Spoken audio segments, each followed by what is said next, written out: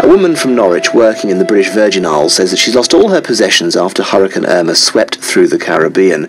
Daisy Wells has made that part of the world her home after the last couple of years teaching and sailing over there.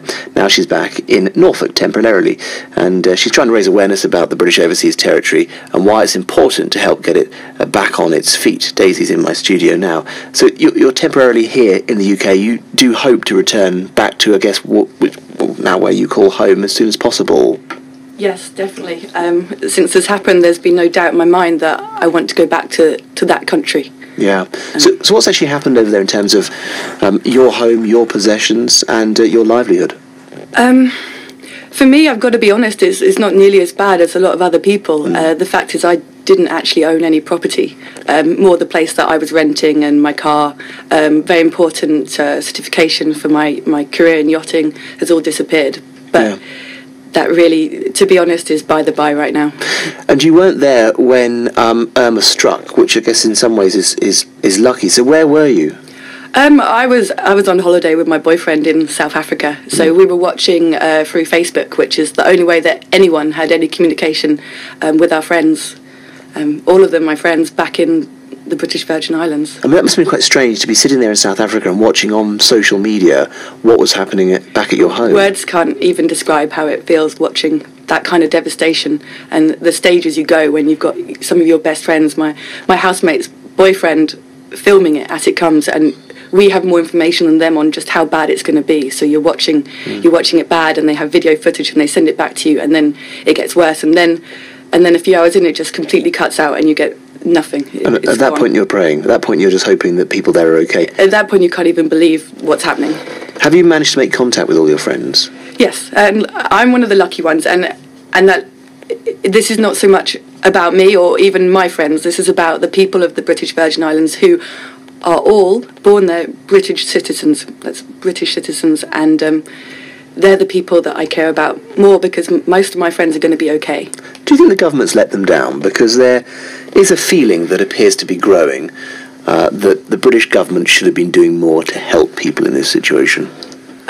Yes, I think that, but I also know how difficult it is to get any information, to get people to that country. It is in the middle of the Atlantic, and there just isn't the infrastructure. So I can't really blame the British government, but I want them to do all they can now to try and help these people. For those who don't know anything about the British Virgin Islands, tell me about them. What are they like? They're a beautiful race of people. I mean, you just don't get that over here. It's the community of, I think, England that a lot of people harken back to, you know. People say good day to strangers on the street. You walk into the bank and you say good day to everyone sitting there in the bank. Crime, it's very rare. I can leave my bicycle in the centre of town. I don't lock my car. These are a beautiful race of people, and they've allowed British people to live there. I'm half Grenadian, which is quite a long way down from where, and luckily we got away with it this time. However, we didn't get away with Katrina, and it flattened the house over there, and literally the material just pouring down the street. And my aunt has now rebuilt the property. It takes a long time for these islands to get back on their feet.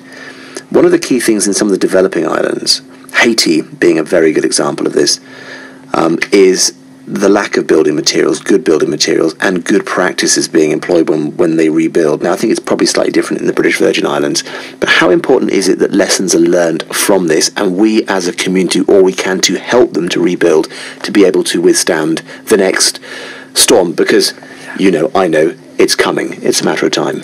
Yeah, I think that's one of the most tragic parts, that lots of people who are from the BVI right now and watching it, who are close to it, don't really even want to think about. Global warming, these kind of things are going to continue to happen. But the fact is, these people are not going to leave their home. So we need to make sure that when we rebuild, and obviously everyone wants to rush to get the country going again, get it rebuilt, but it's got to be done properly. We need construction workers. We need people who know how to build these, not just construction, but people who know how to build these buildings so that when the next storm comes, these people can survive like the people in America have survived. They didn't get hit as hard, but most of their buildings are still standing in comparison. How did your friends survive? Were they under Tables, were they down in cellars? My housemate's boyfriend and his friend and 3 dogs were in a building on the top of a hill next to an aerial tower. They didn't have their windows boarded up because no one knew how bad it was going to be, but they ended up in a cupboard. The top half of the house disappeared, and they seem to have a story that's actually better than others. It has to be honest. I'd like to just add that I heard a story of a lady who was so traumatised she hid in a fridge with her house disappeared, and it was only thanks to a good person who somehow saw this during the eye of the storm.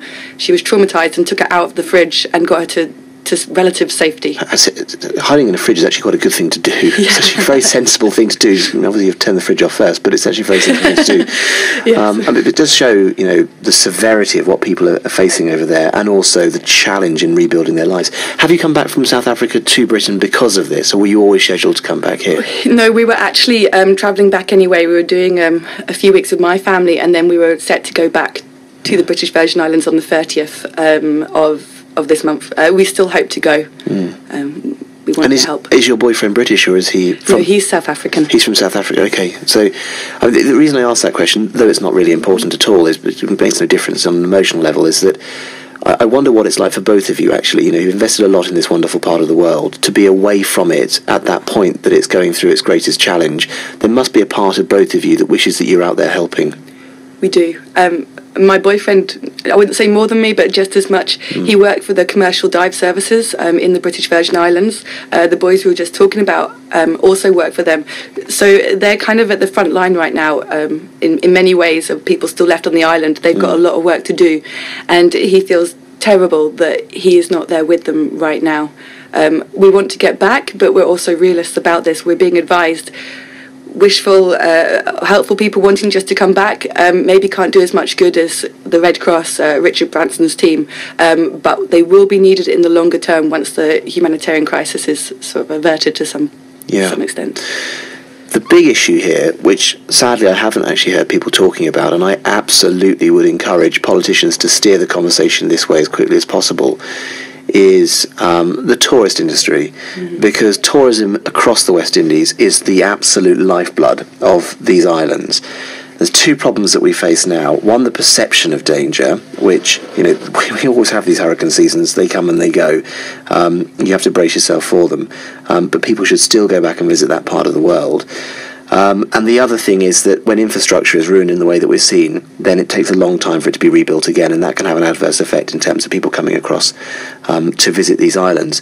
That is a major headache for various governments across the Caribbean. There's finance there, which banks and insurance companies, but for the majority of the local people who are not rich, I need to add, this is practically a third world country, tourism is their only means of survival. Yep. I'm part of that tourism industry, but I have other ways of making money. They do not. They also can't get off the island right now. So there is no food, or there's very little food on the island, and they have no way to get money to get food. They also don't have banks anymore, so people who have savings cannot get food. And that's the main problem. It's not just a case of saving these people, then it's a case of rebuilding their country and rebuilding their lives. And the quicker we can set about that, the better. Really good to see you this morning, and I share your concern. I know it's a difficult time for you, so I wish you all the best. Stay in contact with us, because I'd be really fascinated to follow your story and what it's like when you go back, because sadly I think you're going to get that very unique and depressing perspective of seeing the beauty of a country before an event like this and then coming back to the devastation afterwards. But time and time again, when things like this have happened, we've got examples of countries limbering back to their feet. But I'd like to just add, the BVI will rebuild. Yeah. No doubt. Yeah. Good to see you this morning. I was going to say Grenada did, but it just took time. Yeah. Daisy, good to see you this morning. Thank you so much. Daisy Wells.